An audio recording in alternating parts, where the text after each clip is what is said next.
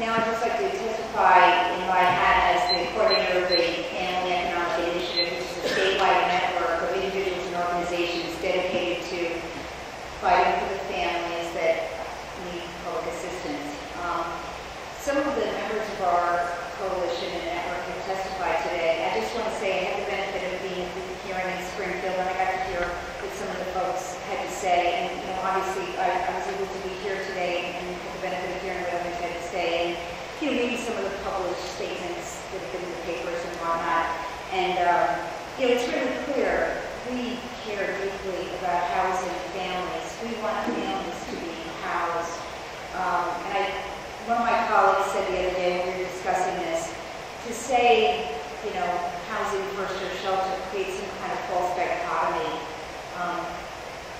All the families that are seeking shelter, like when Hayes was talking about the 911 situation, it's like CPR, please put them in housing.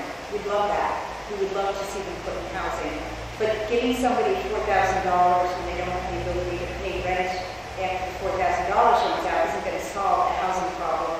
You can look at what did we do 20, 30 years ago when we were creating affordable housing by making investments in partnership with developers who were really interested in getting some tax credits. And what happened when those deals started to go south and those units were becoming market rate units? What did we do to preserve those affordable units? Was there a public will? I know at least legal service advocates were fighting really hard to preserve affordable units. We fought for 20 years inside this building on legislation to try to preserve affordable units. And we had a battle on our hands. And when we finally got legislation to preserve affordable units, it was pretty watered down. And we lost valuable units of affordable housing in Massachusetts as a result. That's where a lot of housing went. So housing first. We lost the battle over the last 20 years. Someone in Springfield said, where's the federal government? Well, please don't ask the families that are homeless today to answer for that. Okay? The woman who was raped by the man who took her home from South Station shouldn't have to answer for where the federal government is today on solving the housing problems in Massachusetts. And she shouldn't have to answer for where the political will was in preserving the stock of affordable housing in Massachusetts when all of the units were popping and going market rate.